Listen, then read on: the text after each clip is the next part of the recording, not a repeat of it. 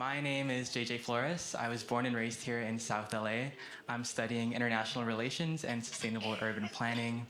And I'm also the undergraduate chair of the Student Sustainability Committee under President Folt's working group here at USC. I'm Leah Tieger. I am a fourth-year PhD candidate in the English department as a poet in the creative writing track. And I am also from Los Angeles. I grew up in the San Fernando Valley. Yes, and so we were talking earlier about our backgrounds, and you were telling me how your hometown actually influenced what you do at USC now. Yeah, incredibly so. My first year here, I was diagnosed with cancer. I became the third of four children in my childhood home to be diagnosed with a disparate cancer before the age of 40. And at the time, I was working on a poetry collection about the Woolsey Fire and personal impacts. And for those of you who may not know this, the Woolsey Fire started on the Santa Susana Field Lab. I grew up 5 miles away. This lab, over the course of 50 years, was the site of partial nuclear meltdowns, plural, multiple hot lab fires, and rocket engine testing with illegal fuel dumping. So that just really launched my focus here, and it's how a poet ends up in a room like this. Yeah. Oh, what about you? What about how your experiences have shaped your time at USC? Yeah, so being from South LA, it's now an honor to be in this big room and this big stage here talking to you all on this campus that I grew up coming onto. So my work in sustainability here at USC, I actually applied to this group that I now chair my first year, and I got rejected. And I think that just speaks to the resilience. You just have to keep going. It's not just our environments that need to be resilient, it's ourselves, I think, a lot in this work. My second year, I became project leader for a lot of projects. A few of them including compost pails in residence halls. We also included or implemented reusable containers in dining halls across campus. Then now I have the privilege to represent more than 20,000 undergraduate students and what their needs are and interests are in sustainability on this campus. Some of my proudest accomplishments for that is working with the investment office to increase transparency on our fossil fuel holdings in the endowment. And now currently, I have a background of working in the entertainment industry and sustainability there.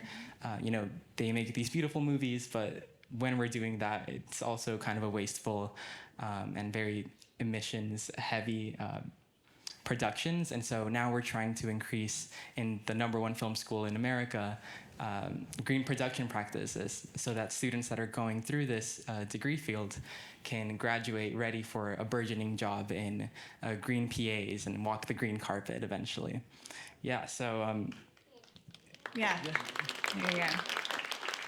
Yeah, my work has led me to be more involved with the Center for the Political Future, but first I'd love to hear how your work has intersected with the Wrigley Institute.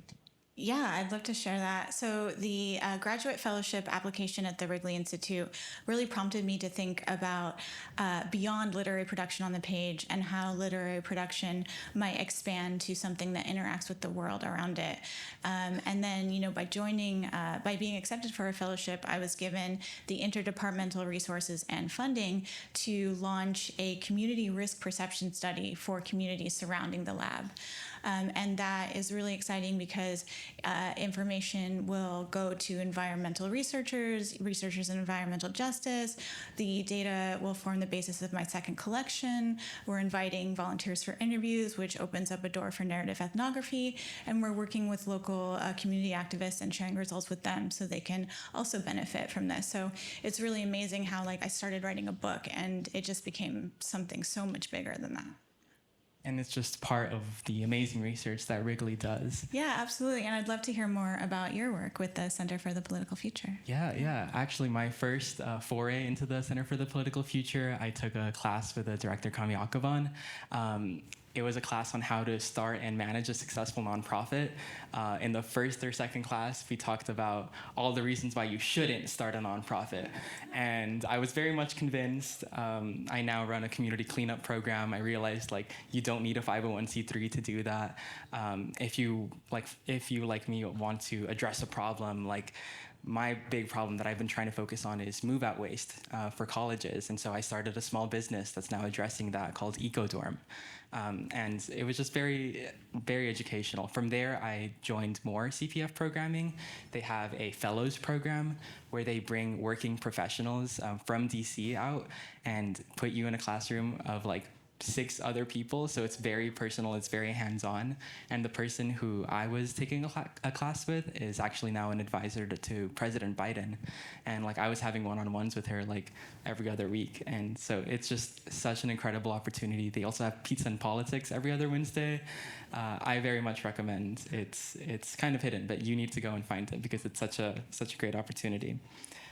So now we're talking about being in this big room where we're talking about big solutions and big problems. We have this opportunity to talk to young people who are hopefully seeing this. So what advice do you have to young people in how to take action for climate? Well, I'm obviously a little biased, but I think it should be personal. And the reason I think that is because when it's something close to your heart, you stick with it. And sticking with it is what's required of us to make progress. And be specific. Like, look at your community, look around you, your life. What specific way has climate, change affected you? And then, if you focus on a beach as opposed to a coastline, you're just going to make more progress. It's just more manageable. It's just more actionable. Yeah. Yeah, I think for the huge problem of climate change, we often present it as like, well, it's such a huge problem, so we need huge solutions. And I think that's almost disempowering a lot of people who could totally and should totally be starting solutions in their own communities. Something that I realized that my mom told me is like, we come from this like very low income, underprivileged, disinvested community, but that actually puts us at an advantage because when you know the problems better than anyone else, that means you know how to make the solution for it better than anyone else. And there's an opportunity there. So I would recommend young people to look at your spheres of influence. If you're if you go to school, then you have clubs or you have classrooms that you can influence. And it doesn't just have to be about like, there's so many things to do for climate and sustainability. And the last thing I'll say is, a really important lesson I learned is you don't need to know what the solution is to talk about the problem. But I promise while you're talking about the problem within your spheres of influence, you'll probably have some ideas on how to solve it along the way. That's great advice. Yeah. So thank you so much, everyone. That's it for our time. Thank you for having us. Please enjoy the next panelist.